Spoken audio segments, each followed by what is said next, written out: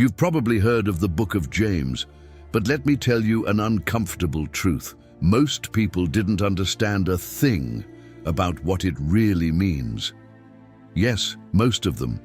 They read it, underline a few sentences, but miss what's hidden between the lines, the secret that changes not only how you live your faith, but how you view your entire life. And the strangest part, this secret is right in front of you, but no one has explained it deeply enough for you to see it. This book is not about complex theological doctrine, but about spiritual survival in the real world. It's like a practical manual of biblical wisdom disguised as simple advice. But each piece is a dynamite that explodes shallow religious mindsets and forces you to face an uncomfortable question. What is your faith doing to your actions? While many chase magical answers, James speaks the truth. Faith without action is a body without a soul. Prayer without transformation is just noise. Waiting without patience is just disguised despair. And if this sounds heavy, it's because it is. But it's exactly this weight that strengthens us when we understand why. So if you're tired of a lukewarm spiritual life full of pretty phrases and little practical experience, this video is for you.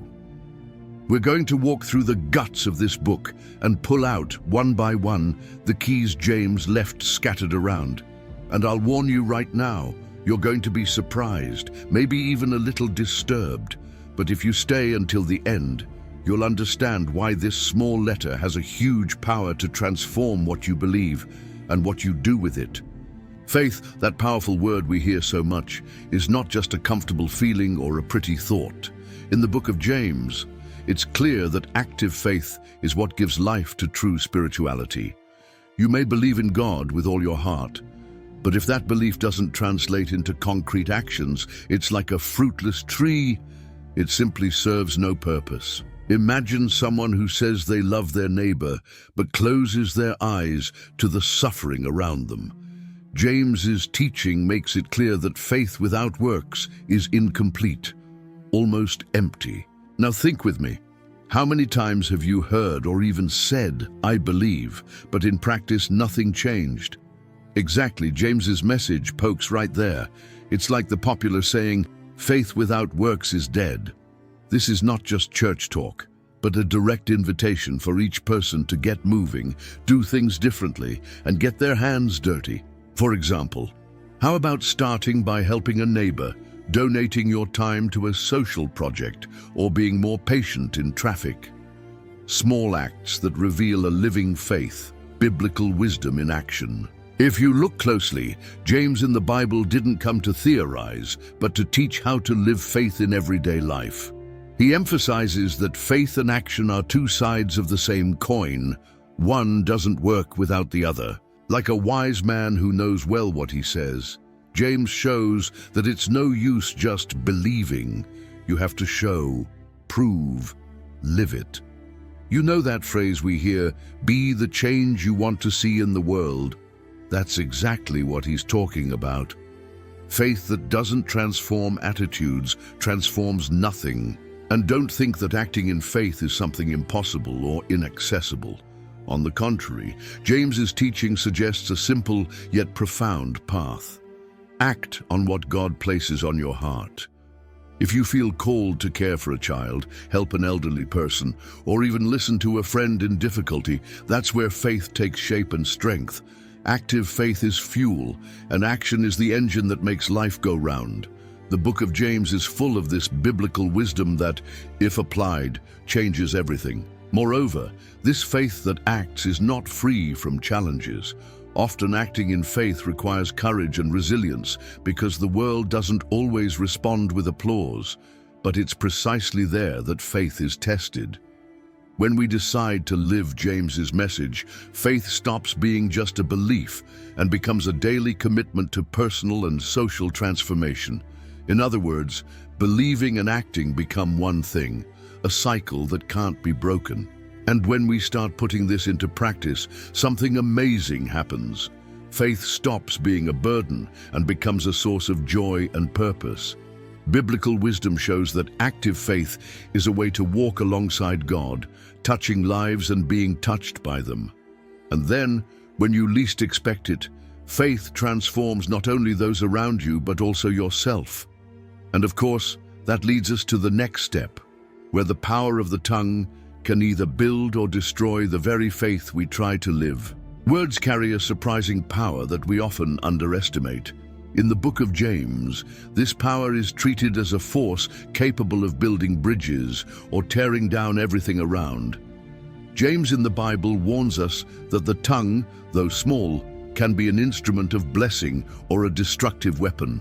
Have you ever stopped to think how many times a word said in the heat of the moment changed a relationship forever? James's message makes us reflect on the responsibility we carry every time we open our mouths. Imagine your day to day.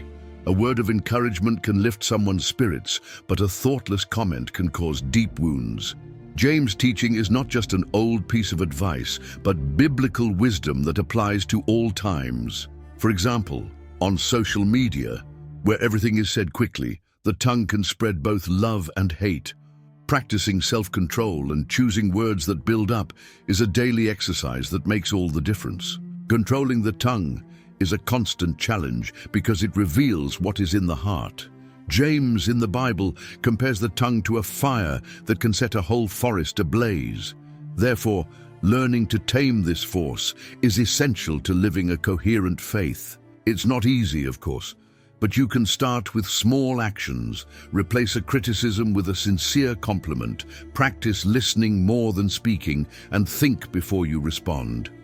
James's message is clear. Speaking with wisdom is one of the greatest signs of spiritual maturity. Moreover, the tongue can be used for prayer and praise, strengthening our connection with God. Biblical wisdom points out that words of gratitude and encouragement are remedies for the soul, both for those who speak and those who hear. If you've ever said thank you or you matter and seen someone's smile light up the room, you know what I'm talking about. This constructive power of the tongue is an invitation to transform the way we speak and listen. But the power of the tongue goes beyond spoken words. Tone, silence at the right time, and even body language are part of this communication. James's teaching leads us to think about how careful we are not only with what we say, but also how we say it. In practical life, this can mean avoiding heated debates or unproductive arguments, and instead seeking conversations that bring peace and understanding. Controlling the tongue is therefore a path to a more harmonious life. However, using the tongue correctly is not natural for most people. It is an achievement. The book of James shows that we need discipline and prayer so that our words reflect the faith we carry. This transformation happens when we understand that the tongue can be a channel of blessing, not of curse. It is a journey of self-knowledge where active faith finds essential expression in how we communicate. And of course, while the tongue has this immense power, it can also become an obstacle to radical humility, that next step where we recognize that our speech needs to align with the humble heart God wants. But don't worry, we'll discover this together. Humility is much more than simply bowing your head. It is recognizing that we are part of a greater whole, a profound truth that the book of James reveals to us. James in the Bible highlights that humility is the key that unlocks the door to divine grace. When we stop seeing ourselves as the center of the universe and open ourselves to learning and growing, everything changes. It's like that moment when you realize you don't know everything, and instead of bringing you down, it lifts you spiritually. James's message reminds us that humility is not weakness, but strength in disguise. Those who humble themselves before God are saying, "I trust you," and this trust leads to transformation. In daily life, this can mean accepting feedback, asking for forgiveness, or simply admitting when we are wrong. These simple but powerful attitudes are practical demonstrations of James's teaching, applicable both personally and professionally. Biblical wisdom shows that humility opens doors that arrogance will never be able to. For example, in a work team or a small group, those who demonstrate humility tend to inspire trust and unite people. James in the Bible suggests that God resists the proud but gives grace to the humble, a phrase that seems simple but carries enormous weight. This teaching is an invitation to abandon the ego and seek a heart willing to serve. It is interesting to note that radical humility also involves resisting the temptation to compare ourselves to others. James' message emphasizes that each person has their own path and battles. Instead of looking sideways with envy or pride, the true disciple learns to value their journey and recognize the worth of others. This creates a healthy environment for growing in faith and fellowship. In practice, cultivating humility can mean small changes, like listening more, speaking less, and acting kindly even when it's not easy. James's teaching, filled with biblical wisdom, teaches us that humility connects us to the divine, bringing inner peace. Have you ever experienced that feeling of lightness after sincerely apologizing? That is humility at work. Finally, radical humility is not a fixed state, but a constant exercise of self-evaluation and surrender. In the book of James, we see that this attitude prepares the ground for grace to act in our lives. When we truly humble ourselves, we allow God to work wonders where there was once resistance. It's a delicate but liberating process. And when humility meets difficulties, that is when faith is truly tested and strengthened. Let's understand together how to resist trials without losing focus in the next step. Life never promised to be a bed of roses, and the book of James makes that very clear. Trials are part of the process. James in the Bible challenges us to see difficulties not as punishments, but as opportunities for growth. Faith, in this scenario, is like a muscle. It only strengthens when exercised under pressure. When someone faces a storm, it is precisely there that the heart's true nature is revealed. James' teaching invites us to change our perspective toward challenges. Instead of complaining or giving up, it is essential to understand that trials test our faith and prepare us for something greater. For example, imagine an athlete who only wins races after hard training and injuries. Spiritual journey is like that. Every difficulty is a workout that shapes character and reinforces trust in God. Moreover, James's message highlights that enduring trials with patience brings a unique reward: spiritual maturity. It's easy to be strong when everything is calm, but it's in the hardest times that true faith shows itself. Many people drift away from God in difficulties, but those who understand biblical wisdom recognize these phases as essential for building an authentic testimony.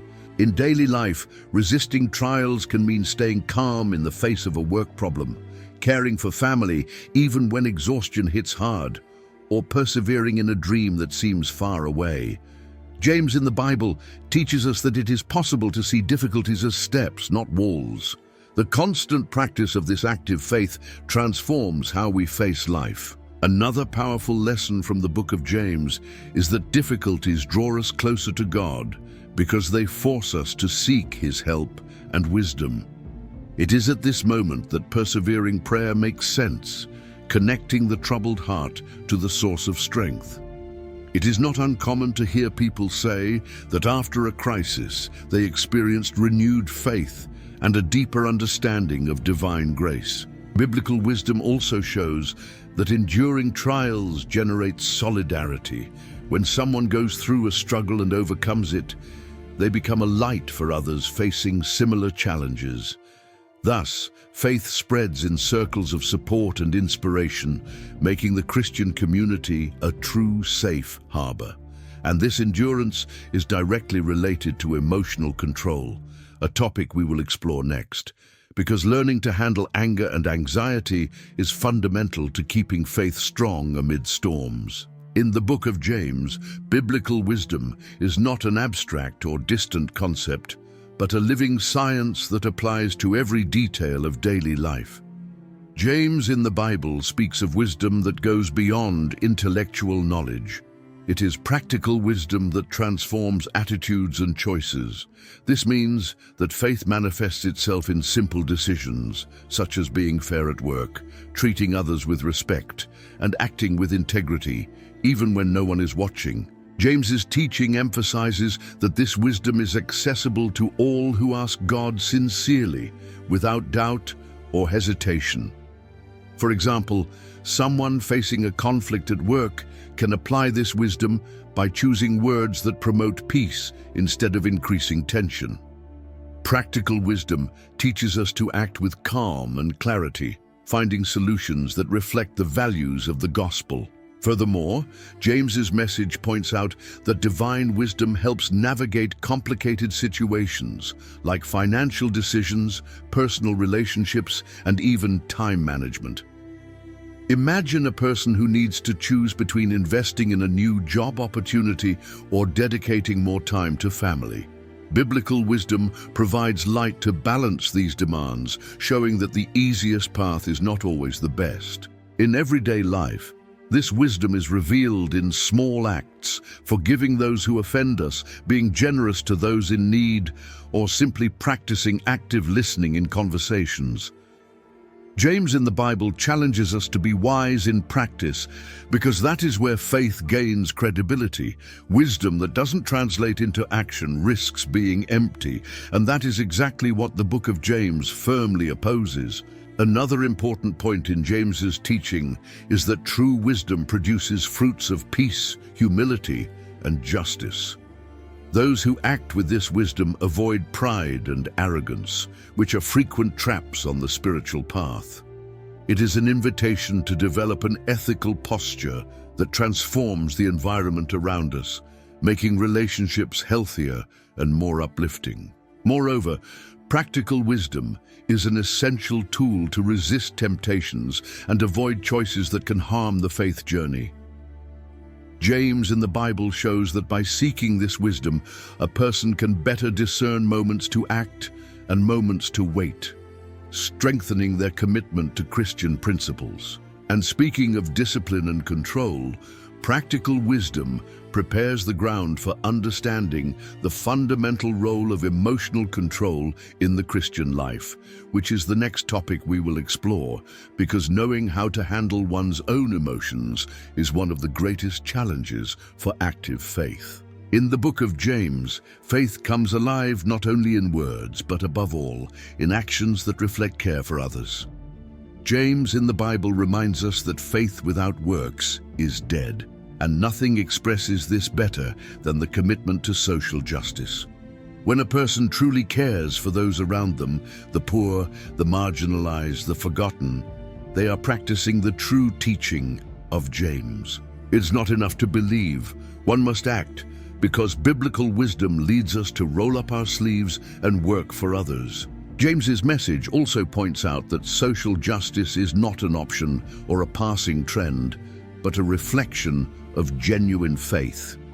Imagine a community where everyone looks at each other with compassion and responsibility. This is the impact faith can have in the real world, transforming lives through small gestures and great actions. A practical example is dedicating time to help local social projects, participating in volunteer groups, or simply extending a hand to those in need, like elderly neighbors or homeless people. James teaches us that caring for others is a sign that faith is alive and beating in the heart. This attitude, based on biblical wisdom, drives us to fight injustice and promote the common good. Active faith is manifested in concrete actions such as fighting for rights, defending the vulnerable, and practicing love in the form of justice. This is where James's message shows its power. Faith that doesn't change the world around it is faith that has not been fulfilled. Furthermore, the book of James challenges us to look at our own lives and recognize when we are being selfish or indifferent.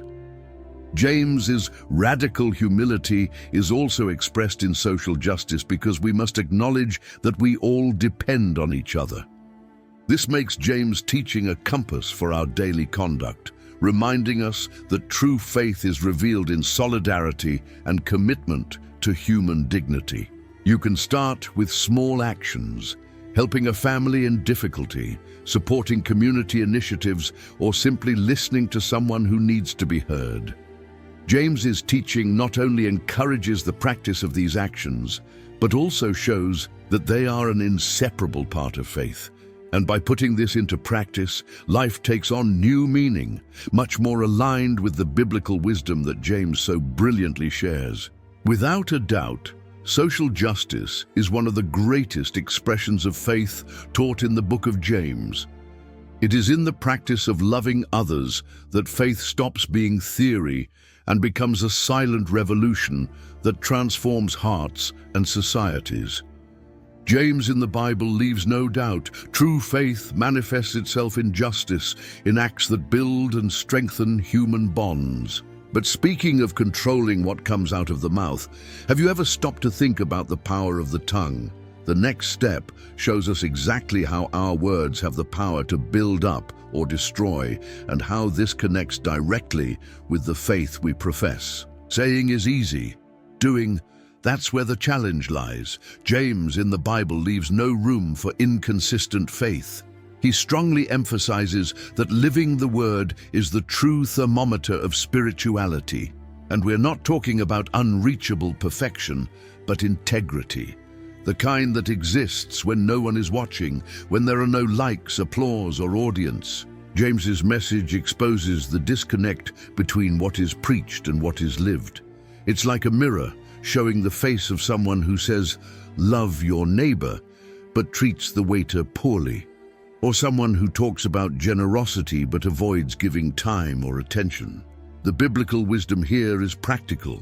It's not just about knowing what is right, it's about being right. And that's uncomfortable, but also liberating. Living the commitment to the word is like carrying a moral compass in your pocket that points north even in the middle of the storm. James' teaching is straightforward. If you hear but don't apply, you deceive yourself. And honestly, what's more frustrating than knowing what's right and still stumbling over the same mistake out of negligence? It's like reading a recipe and never baking the cake. Here's a practical example. If you talk about compassion, how about setting aside some time to visit someone who is sick or alone? Or if you teach about forgiveness, try writing a letter, even if you never send it, to that person who still lives in your heart as an open wound. That's applying the book of James, turning biblical wisdom into everyday action. The truth is that consistency attracts. People get close to those who live what they preach because it inspires trust. And it's not about performance, but about truth, about authenticity, about a heart that even stumbling gets up and keeps trying.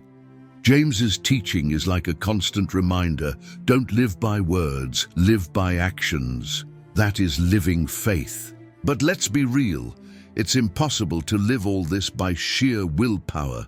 That's why James points to dependence on God. Commitment to the word requires connection, prayer, humility to recognize when we fail, and boldness to try again. When lived this way, faith ceases to be a concept and becomes a visible journey. And it is on this path that others see Jesus. And here comes the question: if faith is visible, what do people see when they look at you? The answer doesn't need to be perfect, it just needs to be honest. And maybe, if we are honest enough with the answer, we'll understand why James links speaking so closely to doing. Because right there, just around the bend, comes another question. How do we master what we say? It's amazing how something so small can carry so much power. The tongue, that discreet muscle, can raise walls or tear them down in seconds. James in the Bible doesn't hold back when warning about this. With the same mouth we praise God, we sometimes hurt those beside us. And that, let's be honest, reveals a glaring inconsistency.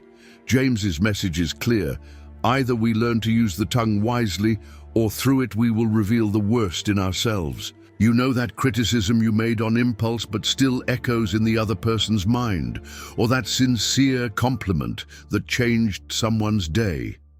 That's it. Biblical wisdom teaches us that the mouth speaks from what the heart is full of. Therefore, controlling the tongue is not just about what we say, but about caring for the source. James's teaching is almost surgical. If you want to be spiritual, start there, with how you communicate. And of course, today's world doesn't help. We live in an era of thoughtless tweets, public outbursts, and viral videos that hurt in seconds. But hey, you can go against the flow. Want a practical exercise? Try spending a whole day without complaining, or start your week with the commitment to build up at least 3 people with intentional words. This isn't just self-help, it's living the book of James in practice. The power of the tongue also appears in the simplest conversations. A good morning said with truth, a forgive me said with humility, and I love you spoken before it's too late. These little details build bridges. James's message invites us to stop playing with dynamite in the form of phrases and start sowing healing through speech. That, yes, is revolutionary. James even compares the tongue to a spark that can ignite an entire forest. And it's true. How many relationships, families, and even ministries have been destroyed by a poorly chosen word? That's why mastering the tongue is more than etiquette. It's spiritual maturity. And let's be honest, everyone has said something they wish they could take back. The difference is who learns from it. This is one of those points you can't delegate. It's you with yourself, with your history, your reactions, your impulses. The invitation here isn't total silence, but total responsibility for what you say. Because in the end, every word is a seed. And sooner or later it sprouts, for good or for bad. And if the tongue is this thermometer of the soul, controlling it can reveal a healthy heart. But how do you develop this self-control in such a noisy and reactive world? That's exactly where James leads us, taking us to look inward and discover the power of radical humility. The humility James proposes isn't that modest act of, look how simple I am. It's something deeper, more disruptive. It's the genuine recognition that we are not self-sufficient, and that yes, we need God all the time. James in the Bible doesn't beat around the bush. God opposes the proud, but gives grace to the humble. That's practically a spiritual formula. Those who exalt themselves stumble. Those who humble themselves are lifted by God's own hand. Humility in this context is accepting that we don't have all the answers, and that's okay. It's stopping to think our truth is the only truth and making room to listen, learn, and grow. Biblical wisdom shows us humility is not weakness, but tamed strength. Think of Jesus washing the disciples' feet. Think of someone who could demand everything but chooses to serve. That's the level James is suggesting. In relationships, for example, humility changes everything. It's what prevents unnecessary fights, sustains sincere apologies, and restores friendships that seemed lost. A practical example? When you're sure you're right in an argument, choose to listen first. Ask yourself, am I trying to win or understand? James's teaching here is almost counterintuitive because it goes against the ego, but saves homes, marriages, and even workplaces. Living this radical humility also means giving up certain spiritual demands. Those prayers full of requirements, as if God were a cosmic waiter, give way to a more grateful and receptive posture. James's message makes clear that God draws near to the broken-hearted, those who acknowledge their dependence. That's where grace comes in full force. But this humility is not passive. It walks hand in hand with courage, the courage to admit mistakes, to backtrack, to ask for help, the courage to look inside and admit that sometimes pride hides as, I'm just giving my opinion. And when you realize this, transformation begins, because the book of James is about real transformation. And that starts on the inside. Those who choose this path see doors open where there were once walls. Divine grace, when it finds humble soil, bears abundant fruit. That's why so many who seemed anonymous to the world are exalted by heaven. Radical humility doesn't seek the spotlight, but gathers favor wherever it goes. And that, my friend, is practical wisdom in its purest form. By the way, this attitude is essential when trials come knocking, because the humble don't ask, "Why me?" but "What can I learn from this?" And that's exactly what James will show us next, how resisting trials reveals the true gold of faith. James in the Bible never promised an easy life. What he offers is something much more valuable, a new perspective on hard times. While many see pain as a sign of abandonment, James sees trials as a divine laboratory, a space where faith is refined. It's like gold being purified by fire. The heat presses, hurts, but the result is purity. Biblical wisdom in the form of redemptive pain. He's not saying to love suffering, but to understand the process. And what a process! People go through losses, frustrations, nights of unanswered prayer, and yet something changes inside them. They begin to trust more, depend less on control, and more on grace. James' message shows that the faith that survives the fire is not the one that runs from the heat, but the one that learns to endure. And the curious thing is, difficulties reveal what is already inside us. They expose whether our faith is emotional or rooted. When pain comes, and it will, what comes out of the mouth reveals the heart's content. A practical example. When losing a job, the desperate shouts, "I'm finished," while the one confident in God says, "What He has for me is better." Same event, two different fruits. That's James's teaching in action. But resisting is not standing still. It's moving forward with faith even when everything says otherwise. It's continuing to pray when silence seems eternal. It's helping someone even when you yourself are in need. Active resistance is one of the greatest marks of true faith. Like someone who keeps watering a plant even without seeing sprouts because they know life is there, still hidden. And don't think it's easy. It's exhausting, often lonely. That's why the book of James so strongly emphasizes perseverance.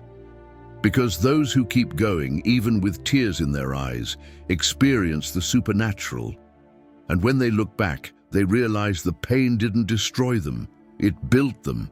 The person is no longer the same. They're stronger, wiser, more full of grace, more like Jesus. James also reminds us that the reward isn't only heavenly. There are blessings that come only to those who pass the test. We're not talking about human merit, but spiritual maturity. It's like climbing a mountain. The view from the top is only given to those who decide not to quit halfway. Here, faith stops being a concept and becomes a living testimony. It inspires, uplifts, and transforms. And when resistance becomes a lifestyle, something powerful happens. Practical wisdom begins to guide decisions. It's no longer just about surviving pain, but about living with spiritual intelligence. And that's exactly what James will address next. James in the Bible is straightforward. Faith without works is like a body without a soul. It's dead, strong, right? But necessary. He forces us to stop living a Christianity of just pretty words and invites us to dive into authenticity. True faith isn't measured by how often you read the Bible, but by how much of it you live out. Biblical wisdom isn't theoretical. It breathes, moves, transforms. And James doesn't soften that. It's like that friend who doesn't flatter you, but shakes you with love. James's teaching is almost like a mirror. You say you believe? Okay. Where is that faith when you see someone going hungry? When you hear injustice? When you need to forgive?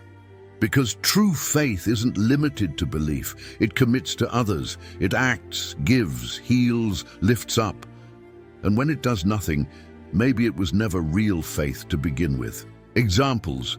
Think of someone who always says, "I'll pray for you," but never actually helps. James would say, that's display faith. The message of James calls us to backstage faith, the kind that wipes tears, gives up comfort, pays the price without applause. It's the young person who shares their lunch with a classmate who has none, the businesswoman who donates part of her profits to social projects. That's faith in action. And the most intriguing thing is that these actions aren't about buying salvation. They are actually the evidence that something alive is inside. James in the Bible doesn't preach moralism. He talks about coherence. What you believe needs to show up in what you do. And if it doesn't, maybe it's worth investigating whether the faith you say you have really exists. The proof of true faith is daily. It doesn't only happen in great heroic acts, but in small, invisible gestures. It's easy to be a believer on Sunday. Hard is to love when you feel betrayed. Hard is to be just when it's easier to take revenge. Hard is to keep integrity when no one is watching. But that's where faith shows its value. Biblical wisdom doesn't want to turn you into a religious activist, but into a human being who lives like Jesus, who walked, spoke, and acted in line with heaven. Genuine faith doesn't need a stage. It shines in the alleys. And even without words, it preaches, because the world is full of speeches but lacking testimonies. And James knew this better than anyone. And if faith needs to be proven through actions, then time will bring another virtue that holds it all together: patience. Because the fruits don't always come quickly, and results aren't always immediate. And that's where James leads us to another step: the blessing of learning to wait. Patience in the book of James isn't just about waiting quietly, it's about knowing how to wait. And that changes everything. Because let's face it, waiting hurts, especially when everything inside us screams for immediate answers. But James in the Bible doesn't give us shallow comfort. He shows us that patience is actually fertile ground where faith grows stronger. While time passes, God works, even when we don't see it. James' teaching reminds us of farmers who plant today, water tomorrow, and only harvest at the right time. They don't keep digging up the plant to see if it's growing. They trust the process. James' message is exactly that. There are blessings that only bloom in the season of maturity. And if you try to rush it, you risk harvesting unripe fruit or even killing what was germinating. Who hasn't wanted to give up when things seem stuck, whether in spiritual life, relationships, or personal projects? But biblical wisdom teaches us to turn waiting time into preparation time. While you wait, you read, pray, serve, learn, grow. Want a practical example? Instead of complaining about your current job while waiting for a promotion, invest in a free course, serve better, study leadership. James invites us to endure patiently not only delays, but also pain, and that has a name: spiritual resilience. It's not about accepting suffering with folded arms, but facing it with active faith. The patience he preaches is courageous. It looks up while the feet keep walking. It doesn't paralyze, it guides. It's interesting how James connects patience with hope. He doesn't speak of tired patience, but of hope that waits confidently. A kind of faith that says, God is still writing my story, and he isn't done yet.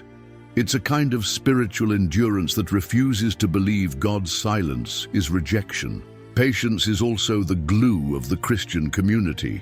James knew that living in a group requires tolerance, forgiveness, and a lot of mutual patience. Whether with church brothers and sisters, co-workers, or family members, no one matures alone. And perhaps, along the way, while we wait for something, God is teaching us that the real miracle is who we become while waiting. And so, in the rhythm of patience, faith not only survives but flourishes. But every waiting has an end. And the next step may be exactly what sustains this invisible, silent, but powerful journey: the beginning. So tell me, after all this, what has your faith done for you and through you? The book of James isn't a text to be read and forgotten. It's a mirror, and mirrors don't lie. The big question is, Will you keep just hearing the word or finally decide to live it with courage? How many times have you prayed asking for guidance but ignored the practical wisdom that was already there, clear as day? How many times has your tongue hurt more than your hands helped? James calls you to a faith with hands, feet, heart, and attitude. And that demands a daily choice. Are you ready to take this step? Or will you let pass, once again, the kind of teaching that transforms whole lives? If this message stirred you in any way, don't keep it just for yourself. Share it. And if you want to keep uncovering biblical wisdom in a deep, straightforward, and transforming way, subscribe to the channel now and hit the notification bell. Come with us to discover what else the Word has hidden between the lines, because believe me, there's much more.